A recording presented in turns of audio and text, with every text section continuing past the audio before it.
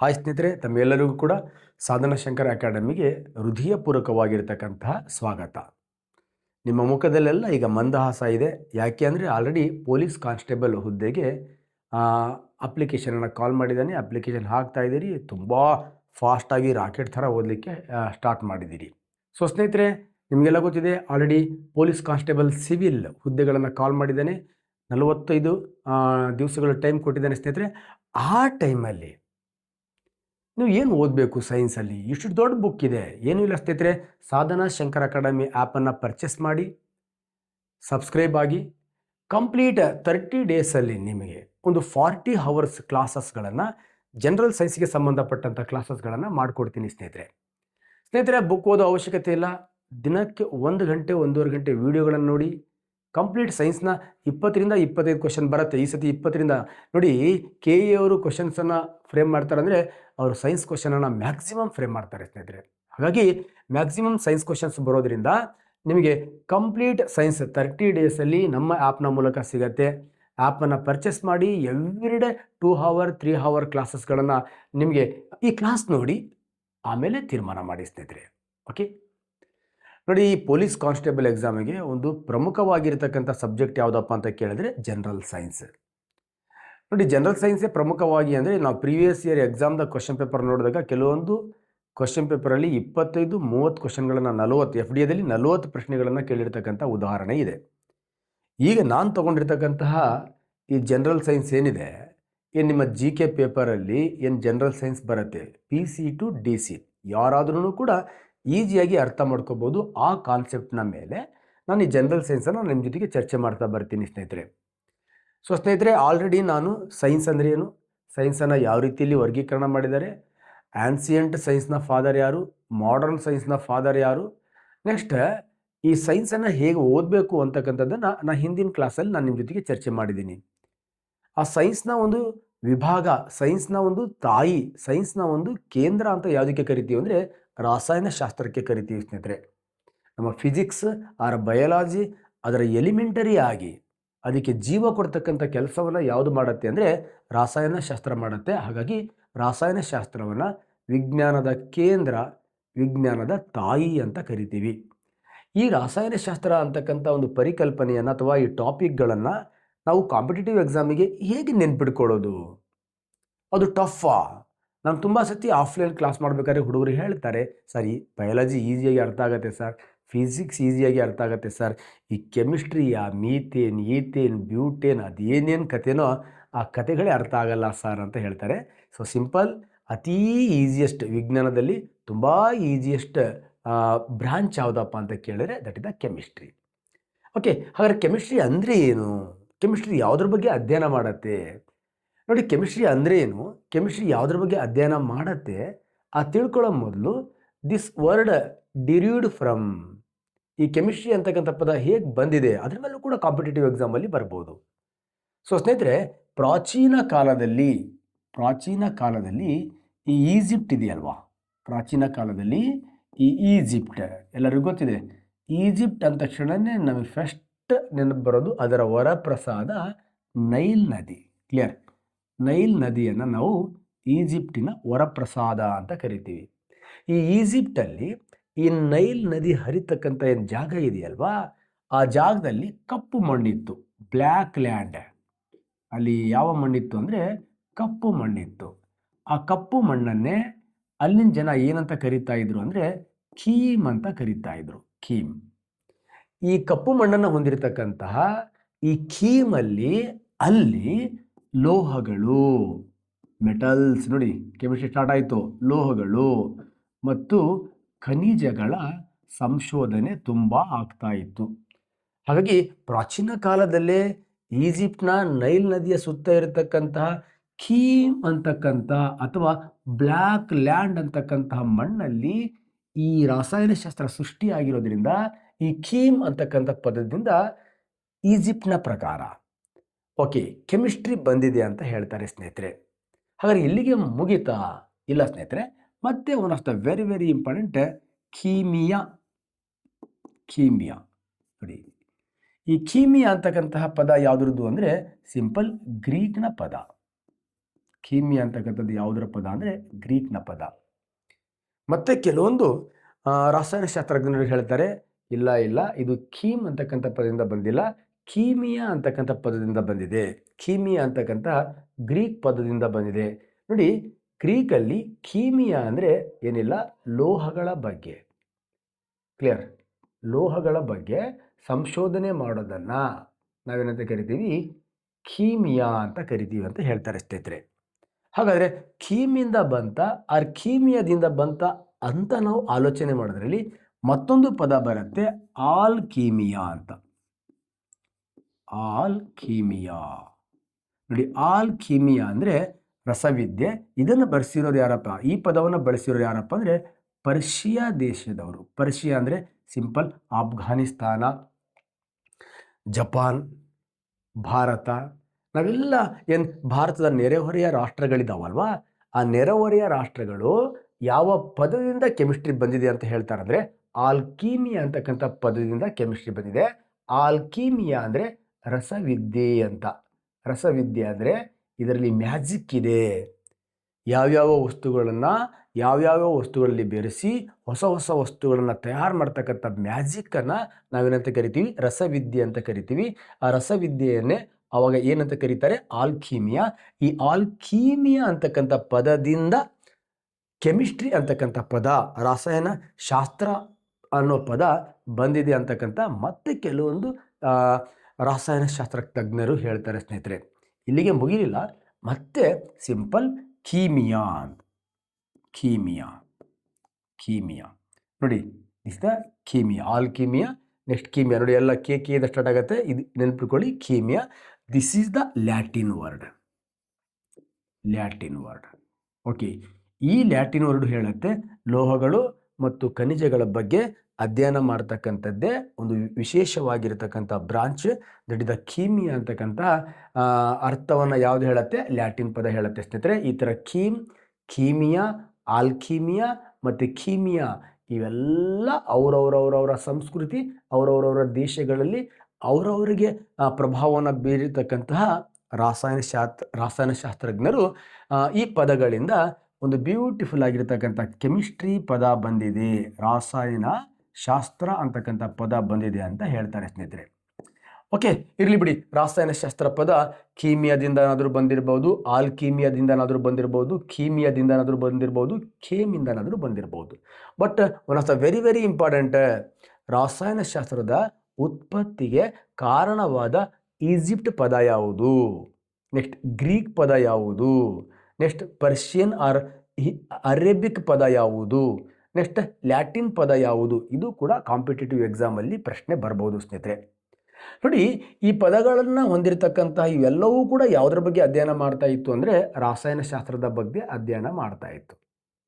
ಇದನ್ನು ಗಮನಿಸ್ತಾ ಒಬ್ಬ ನ್ಯಾಚುರಲ್ ಫಿಲಾಸಫಿಸ್ಟ್ ಅಂಡ್ ಕೆಮಿಸ್ಟ್, ಓಕೆ, ನೈಸರ್ಗಿಕ ತತ್ವಜ್ಞಾನಿ ಮತ್ತು ರಾಸಾಯನಶಾಸ್ತ್ರಜ್ಞ, ಅವನ ಹೆಸರು ರಾಬರ್ಟ್ ಬಾಯ್ಲ್.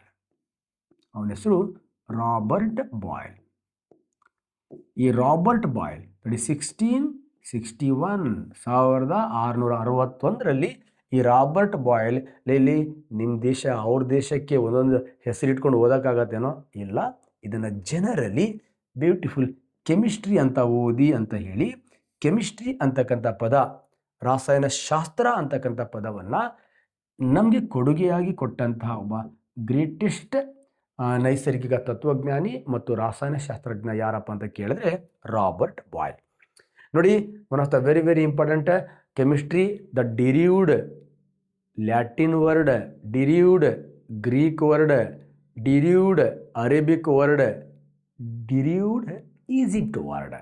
ಇಷ್ಟು ಸ್ವಲ್ಪ ವರ್ಕ್ ಮಾಡಿಬಿಡಿ, ಗೊತ್ತಾಗ್ಬಿಡತ್ತೆ. ಯಾಕಂದರೆ ಎಕ್ಸಾಮಲ್ಲಿ ನಿಮ್ಮನ್ನು ಗೆಲ್ಲಿಸಲಿಕ್ಕೆ ಒಂದೇ ಪ್ರಶ್ನೆ ಇಲ್ಲೂ ಕೂಡ ಬರಬಹುದು. So totally chemistry, that word is derived from Robert boil. ಈ ರಾಸಾಯನಶಾಸ್ತ್ರ ಎಂಬ ಪದವನ್ನು ಕೊಟ್ಟಂತಹ ಮಹಾನ್ ನೈಸರ್ಗಿಕ ತತ್ವಜ್ಞಾನಿ, ರಾಸಾಯನಶಾಸ್ತ್ರಜ್ಞ ಯಾರಪ್ಪ ಅಂತ ಕೇಳಿದ್ರೆ ರಾಬರ್ಟ್ ಬಾಯ್ಲ್. ಅಷ್ಟೇ ಅಲ್ಲ, ಇವನು ಎಲಿಮೆಂಟ್ಸ್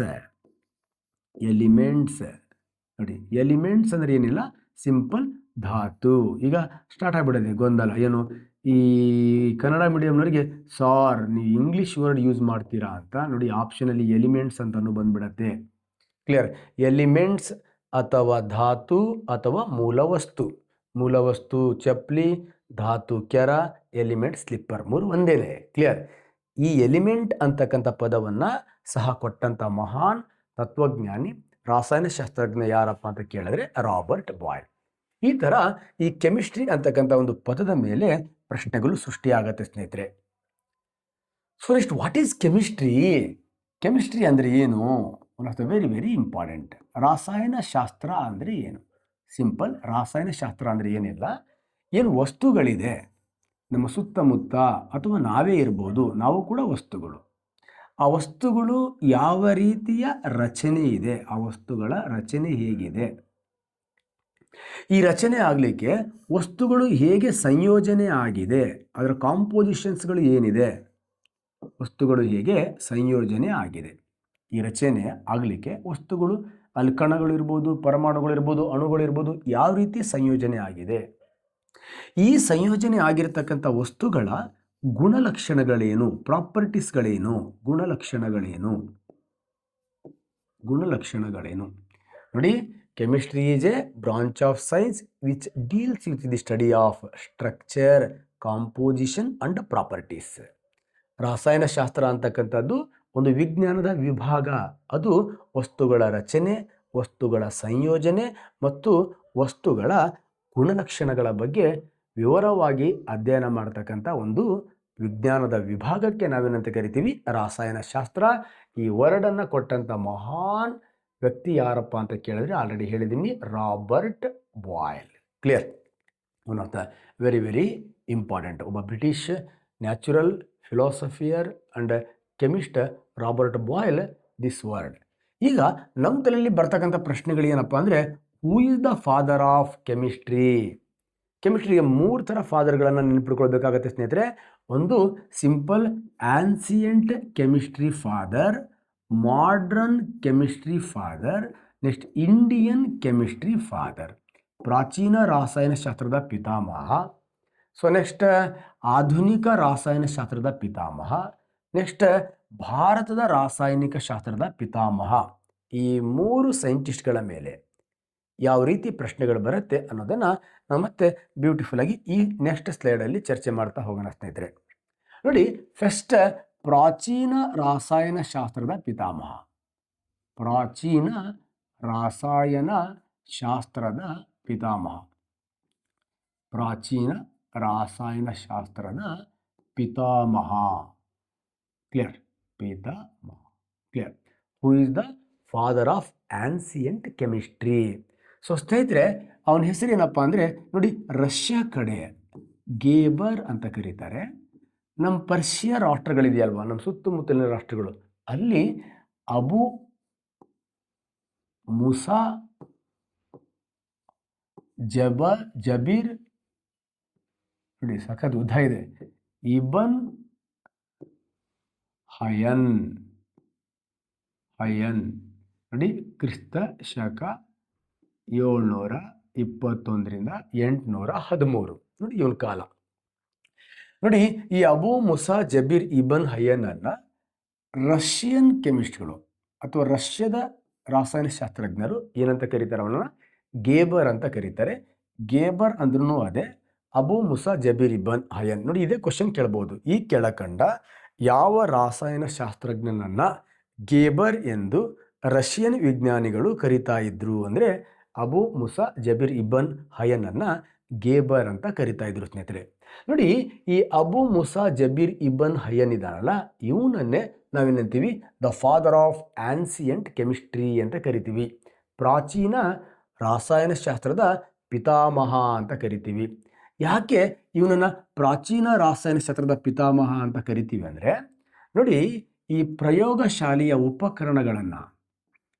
ಪ್ರಯೋಗದ ಉಪಕರಣಗಳನ್ನು ಮೊಟ್ಟ ಮೊದಲು ಬಳಸಿದ ವಿಜ್ಞಾನಿ. ಪ್ರಯೋಗಶಾಲೆಯಲ್ಲಿ ಉಪಕರಣಗಳನ್ನು ಮೊಟ್ಟ ಮೊದಲು ಬಳಸಿದ ವಿಜ್ಞಾನಿ ಯಾರಪ್ಪ ಅಂತ ಕೇಳಿದ್ರೆ ಅಬು ಮುಸಾ ಜಬೀರ್ ಇಬನ್ ಹಯನ್. ಅಷ್ಟೇ ಅಲ್ಲ ಸ್ನೇಹಿತರೆ, ಇವನು ಅಮೋನಿಯಂ ಕ್ಲೋರೈಡನ್ನು ತಯಾರಿಸ್ತಾನೆ. ವೈಟ್ ಲೆಡ್ಡನ್ನು ತಯಾರಿಸ್ತಾನೆ, ವೈಟ್ ಲೆಡ್ಡನ್ನು ತಯಾರಿಸ್ತಾನೆ. ಅಷ್ಟೇ ಅಲ್ಲ, ನಮಗೂ ನಿಮ್ಗೆ ಎಲ್ಲರಿಗೂ ಗೊತ್ತಿದೆ, ಅತ್ಯಂತ ದುರ್ಬಲ ಆಮ್ಲ ಪೀಸಿಗೆ ಬರುತ್ತೆ. ಅತ್ಯಂತ ದುರ್ಬಲ ಆಮ್ಲ ಮೀನ್ಸ್ ಅಸಿಟಿಕ್ ಆಮ್ಲ. ಅತ್ಯಂತ ದುರ್ಬಲ ಆಮ್ಲ ಅಂದರೆ ಅಸಿಟಿಕ್ ಆಮ್ಲ. ಈ ಅಸಿಟಿಕ್ ಆಮ್ಲವನ್ನು ತಯಾರಿಸಿದ ಕೀರ್ತಿ ಯಾರಿಗೆ ಸಿಗತ್ತೆ ಅಂದರೆ ಅಬು ಮುಸಾ ಜಬೀರ್ ಇಬನ್ ಹಯ್ಯನ್ಗೆ ಸಿಗತ್ತೆ ಸ್ನೇಹಿತರೆ. ಅಷ್ಟೇ ಅಲ್ಲ, ರಾಸಾಯನಶಾಸ್ತ್ರಕ್ಕೆ ಸಂಬಂಧಪಟ್ಟಂಥ ಅನೇಕ ಪ್ರಯೋಗಗಳನ್ನು ಮಾಡಿ ಆ ಪ್ರಯೋಗಗಳನ್ನು ಒಂದು ಪುಸ್ತಕದಲ್ಲಿ ಬರೀತಾನೆ. ಆ ಪುಸ್ತಕದ ಹೆಸರು ಕಿತಾಬ್ ಆಲ್ ಕೀಮಿಯಾ. ಕಿತಾಬ್ ಆಲ್ ಕೀಮಿಯಾ ಅಂತಕ್ಕಂತಹ ಒಂದು ಬ್ಯೂಟಿಫುಲ್ ಆಗಿರ್ತಕ್ಕಂಥ ಪುಸ್ತಕದಲ್ಲಿ ತಾನು ಏನೇನು ಪ್ರಯೋಗಗಳನ್ನು ಮಾಡಿದ್ದಾನೆ ಆ ಎಲ್ಲ ಪ್ರಯೋಗಗಳನ್ನು ದಾಖಲೆ ಮಾಡ್ತಾನೆ. ಈ ಥರ ಆ ಪ್ರಯೋಗಗಳನ್ನು ಮಾಡಿ ದಾಖಲೆಯನ್ನು ನಿರ್ವಹಣೆ ಮಾಡಿ ಕೆಲವೊಂದು ರಾಸಾಯನಿಕ ವಸ್ತುಗಳನ್ನು ನಮ್ಮ ಭೂಮಿ ಮೇಲೆ ಮೊಟ್ಟ ಮೊದಲು ಕಂಡುಹಿಡಿದಿದ್ದರಿಂದ ಇವನನ್ನು ನಾವು ಪ್ರಾಚೀನ ರಾಸಾಯನಶಾಸ್ತ್ರದ ಪಿತಾಮಹ, the father of ancient chemistry ಅಂತ ಕರಿತೀವಿ. ಇದಾದ ನಂತರ ನಮ್ಮ ಕೆಮಿಸ್ಟ್ರಿ ಎಲ್ಲಿ ಹೋಗುತ್ತೆ? ಮಾಡರ್ನ್ ಕೆಮಿಸ್ಟ್ರಿ ಹೋಗುತ್ತೆ. ಆಧುನಿಕ ರಾಸಾಯನಶಾಸ್ತ್ರ. ಇದು one of the very very important. ಆಧುನಿಕ ರಾಸಾಯನಶಾಸ್ತ್ರ, ಮಾಡರ್ನ್ ಕೆಮಿಸ್ಟ್ರಿ. ಹಾಗಾದ್ರೆ ಹೂ is the modern chemistry father? ಆಧುನಿಕ ರಾಸಾಯನಶಾಸ್ತ್ರದ ಪಿತಾಮಹ ಯಾರು ಅಂದಾಗ ನಮಗೆ ಬರುತ್ತೆ ಆಂಟೋಯಿನ್ ಲಾವೋಸಿಯರ್ ಏನಿದ್ದಾನೆ, ಈ ಆಂಟೋಯಿನ್ ಲಾವೋಸಿಯರ್ನ ನಾವು the father of modern chemistry ಅಂತ ಕರಿತೀವಿ. ಇವನ ಕಾಲ ಯಾವಾಗ ಅಂದರೆ 1743 ಕ್ರಿಸ್ತಶಕ. 1743. ಸಿಂಪಲ್. ಫ್ರಾನ್ಸ್ ದೇಶದ ಒಬ್ಬ ಸೈಂಟಿಸ್ಟ್. ಕ್ಲಿಯರ್? ನೋಡಿ, ಈ ಆಂಟೋನಿ ಡಿ ಲಾವೋಸಿಯರನ್ನು ನಾವು ಆಧುನಿಕ ರಾಸಾಯನಶಾಸ್ತ್ರದ ಪಿತಾಮಹ, the father of modern chemistry ಅಂತ ಕರಿತೀವಿ. ವಿಜ್ಞಾನವನ್ನು ವೈಜ್ಞಾನಿಕ ತಳಹದಿ ಮೇಲೆ ಹೇಗೆ ಅಧ್ಯಯನ ಮಾಡೋದು ಅನ್ನೋಣ, ವೈಜ್ಞಾನಿಕ ತಳಹದಿಯ ಮೇಲೆ ಹೇಗೆ ಅಧ್ಯಯನ ಮಾಡಬಹುದು ಅನ್ನೋದನ್ನು ಮೊಟ್ಟ ಮೊದಲು ಈ ರಾಸಾಯನಶಾಸ್ತ್ರವನ್ನು ವೈಜ್ಞಾನಿಕ ತಳಹದಿಯ ಮೇಲೆ ಹೇಗೆ ಅಧ್ಯಯನ ಮಾಡಬಹುದು ಅನ್ನೋದನ್ನು ಮೊಟ್ಟ ಮೊದಲು ಸಾಧಿಸಿ ತೋರಿಸಿದ ಮಹಾನ್ ವಿಜ್ಞಾನಿ ಯಾರಪ್ಪ ಅಂತ ಕೇಳಿದ್ರೆ ಆಂಟೋನಿ ಡಿ ಲಾವೋಸಿಯರ್. ನೋಡಿ, ಈ ಆಂಟೋನಿ ಡಿ ಲಾವೋಸಿಯರ್ ಈ ರಾಸಾಯನಶಾಸ್ತ್ರಕ್ಕೆ 2 ನಿಯಮಗಳ ಕೊಡುಗೆಯನ್ನು ಕೊಡ್ತಾನೆ. One of the very very important. ಒಂದು ರಾಶಿ ಸಂರಕ್ಷಣಾ ನಿಯಮ. ರಾಶಿ ಸಂರಕ್ಷಣಾ ನಿಯಮ, one of the very very important. ಎರಡನೇದು ಸ್ಥಿರ ಅನುಪಾತಗಳ ನಿಯಮ. ಸ್ಥಿರ ಅನುಪಾತಗಳ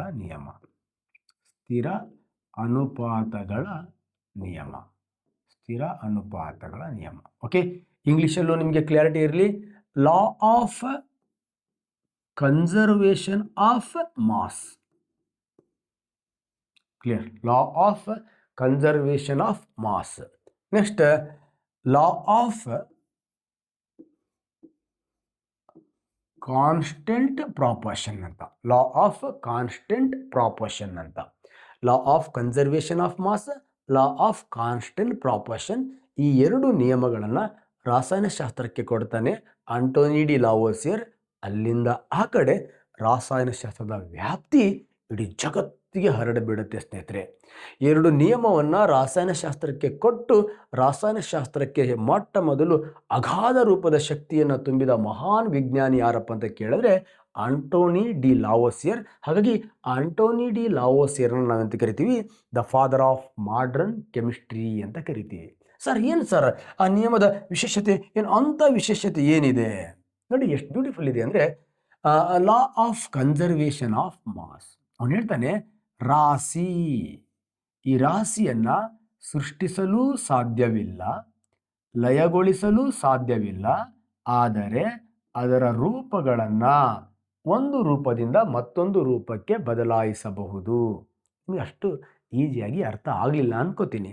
ಏನಿಲ್ಲ, ಎಕ್ಸಾಂಪಲ್, ನನಗೊಬ್ಬ ಬ್ಯೂಟಿಫುಲ್ ಲವರ್ ಇದ್ಲು ಅಂತ ಅಂದ್ಕೊಳ್ಳಿ. ಕ್ಲಿಯರ್? ಅರ್ಥ ಮಾಡ್ಕೋಬೇಕು. ಲವರ್ ಇದ್ಲು, ತುಂಬಾ ಲವ್ ಮಾಡ್ತಾ ಇದ್ದೆ. ನೋಡಿ, ಈ ಲವರ್ ದ ಬಾಡಿ ಇದೆಯಲ್ವಾ 99% ಯಾವುದರಿಂದ ಆಗಿರುತ್ತೆ ಅಂದರೆ ಅಕ ಹನಿ ಕಾಪಿ. ಏನು ಸರ್, ನಿನ್ನ ಲವರ್ ದ ಬಾಡಿ ಅಕ ಹನಿ ಕಾಪಿಯಿಂದ ಆಗಿದೆಯಾ? ಅಕ ಹನಿ ಕಾಪಿ ಅಂತ ಅಲ್ಲ, our body completely 99.98% our body ಯಾವುದರಿಂದ ಆಗಿದೆ ಅಂದರೆ 6 ಎಲಿಮೆಂಟ್ಸ್ಗಳಿಂದ ಆಗಿದೆ, 6 ಧಾತುಗಳಿಂದ ಆಗಿದೆ. ಮೊದಲನೇ ಧಾತು ನೆನ್ಪಿಡ್ಕೊಳ್ಳೋಕ್ಕೆ ಅಕ ಅಂತ ಹೇಳಿದ್ದೀನಿ, ಆಕ್ಸಿಜನ್. ಎರಡನೇದು ಕಾರ್ಬನ್, ಮೂರನೇದು ಹೈಡ್ರೋಜನ್, ನಾಲ್ಕನೇದು ನೈಟ್ರೋಜನ್, ಐದನೇದು ಕ್ಯಾಲ್ಸಿಯಂ, ಆರನೇದು ಫಾಸ್ಫರಸ್. ನೋಡಿ, ಈ 6 ಧಾತುಗಳಿಂದ ಇಡೀ ನನ್ನ ದೇಹ, ನಿನ್ನ ದೇಹನು, ಎಲ್ಲರ ದೇಹನೂ ನಿರ್ಮಾಣ ಆಗಿದೆ. ಕ್ಲಿಯರ್? ಹಾಗಾದ್ರೆ ನಮ್ಮ ದೇಹದಲ್ಲಿ ಅತಿ ಹೆಚ್ಚಿನ ಪ್ರಮಾಣದಲ್ಲಿರೋ ಧಾತು ಯಾವುದು? ಆಕ್ಸಿಜನ್. ಪಿಸಿಗೆ ಬರುತ್ತೆ, ಎಫ್ಡಿಗೆ ಬರುತ್ತೆ. ನಮ್ಮ ದೇಹದಲ್ಲಿ ಅತಿ ಹೆಚ್ಚಿನ ಪ್ರಮಾಣದಲ್ಲಿರುವ ಧಾತುಗಳನ್ನು ಏರಿಕೆ ಕ್ರಮದಲ್ಲಿ ಬರೆಯಿರಿ, ಇಳಿಕೆ ಕ್ರಮದಲ್ಲಿ ಬರೀರಿ. ಅಕ ಹನಿ ಕಾಪಿ ನೆನ್ಪಿಡ್ಕೊಳ್ಳಿ. ನೋಡಿ, ಅಷ್ಟೆಲ್ಲ ಮತ್ತೊಂದು ಕ್ವಶನ್ ಬರುತ್ತೆ, ನಮ್ಮ ದೇಹದಲ್ಲಿ ಅತಿ ಹೆಚ್ಚಿನ ಪ್ರಮಾಣದಲ್ಲಿರ್ತಕ್ಕಂಥ ಲೋಹ, ಮೆಟಲ್ಸ್ ಯಾವುದು? ನೋಡಿ, ಇದು ನಾನ್ ಮೆಟಲ್ಸ್, ಇದು ಅಲೋಹ, ಇದು ಅಲೋಹ, ಇದು ಅಲೋಹ. ಲೋಹ ಇಸ್ ದ ಕ್ಯಾಲ್ಸಿಯಂ. ನಮ್ಮ ದೇಹದಲ್ಲಿ ಅತಿ ಹೆಚ್ಚಿನ ಪ್ರಮಾಣದಲ್ಲಿರೋ ಲೋಹ ಯಾವುದು? ಕ್ಯಾಲ್ಸಿಯಂ.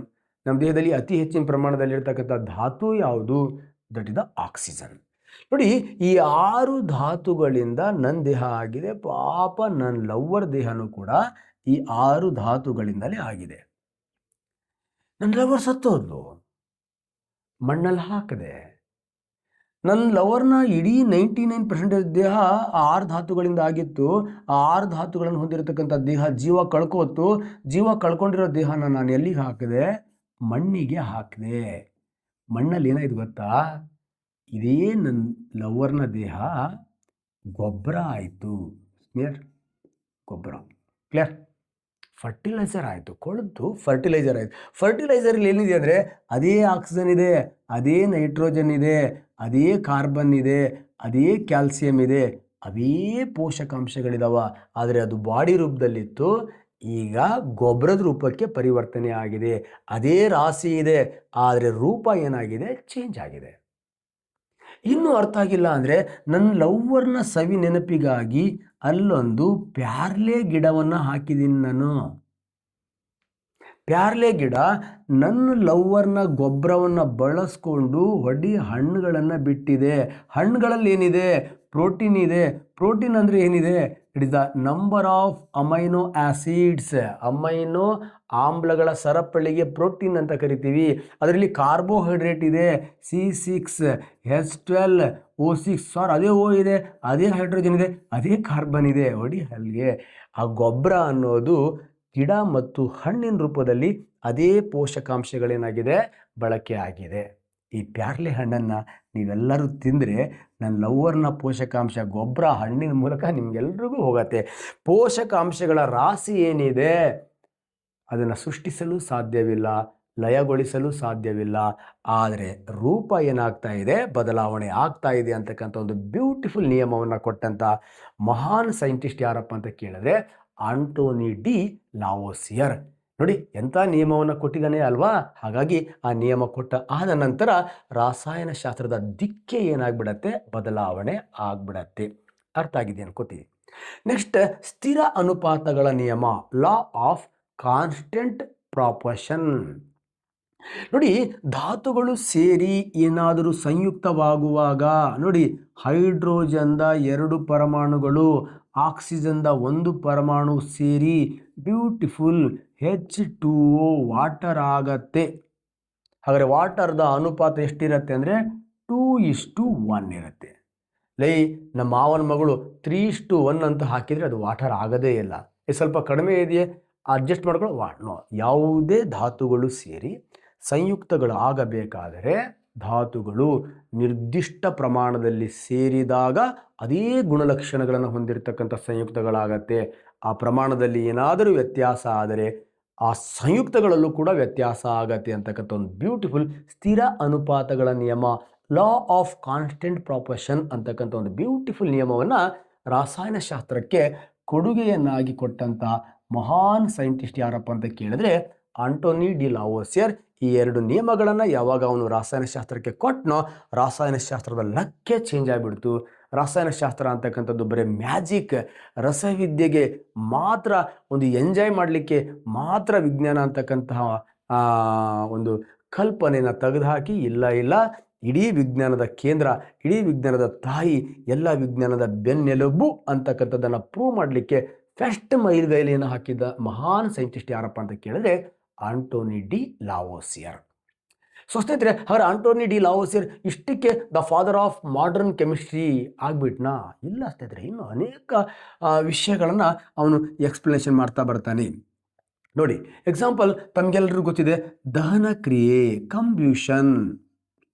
ದಹನ ಕ್ರಿಯೆ ಅಂದರೆ ಇಂಗ್ಲೀಷಲ್ಲಿ ಕಂಬ್ಯೂಷನ್, ಹಳ್ಳಿಯಲ್ಲಿ ಹೊತ್ಕೊಂಡು ಉರಿಯೋದು ಅಂತ ಕರಿತೀವಿ.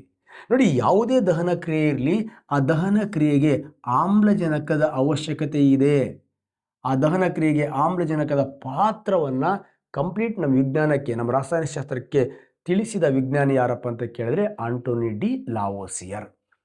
ಸೊ ಅಲ್ಲಿ ಅಷ್ಟೇ ಅಲ್ಲ ಸ್ನೇಹಿತರೆ, ಸ್ಫೋಟಿಸುವುದು, ಎಕ್ಸ್ಪ್ಲೋಸಿವ್, ತುಕ್ಕು ಹಿಡಿಯುವುದು, ಓಕೆ, ರಸ್ಟ್ ಆಗ್ತಕ್ಕಂಥದ್ದು, ಕರೋಡ್ ಆಗ್ತಕ್ಕಂಥದ್ದು, ಉಸಿರಾಟ, ಓಕೆ, ಇವೆಲ್ಲವೂ ಕೂಡ ದಹನ ಕ್ರಿಯೆಯ ವಿಧಗಳು ಎಂದು ಹೇಳಿದ ಮಹಾನ್ ಸೈಂಟಿಸ್ಟ್ ಯಾರಪ್ಪ ಅಂತ ಕೇಳಿದ್ರೆ ಆಂಟೋನಿ ಡಿ ಲಾವೋಸಿಯರ್. ಅಷ್ಟೇ ಅಲ್ಲ ಸ್ನೇಹಿತರೆ, ನೋಡಿ, ಸಿಂಪಲ್, ಹೈಡ್ರೋಜನನ್ನು ಕಂಡುಹಿಡಿದ ವಿಜ್ಞಾನಿ ಕ್ಯಾವೆಂಡಿಸ್. ಮುಂದೆ ಹೇಳ್ತೀನಿ ನಾನು, ಕ್ಯಾವೆಂಡಿಸ್, ಸರ್ ಹೆನ್ರಿ ಕ್ಯಾವೆಂಡಿಸ್. ಆಕ್ಸಿಜನನ್ನು ಕಂಡುಹಿಡಿದ ವಿಜ್ಞಾನಿ ಜೋಸೆಫ್ ಪ್ರಿಸ್ಟ್ಲೆ.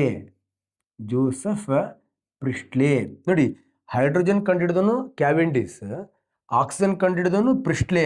ಆದರೆ ಅವರಿಗೆ ಈ ಹೈಡ್ರೋಜನ್ ಮತ್ತು ಆಕ್ಸಿಜನನ್ನು ನಾಮಕರಣ ಮಾಡಲಿಕ್ಕೆ ಬರಲಿಲ್ಲ, ಕಂಡುಹಿಡಿದ್ರು ಅಷ್ಟೇ.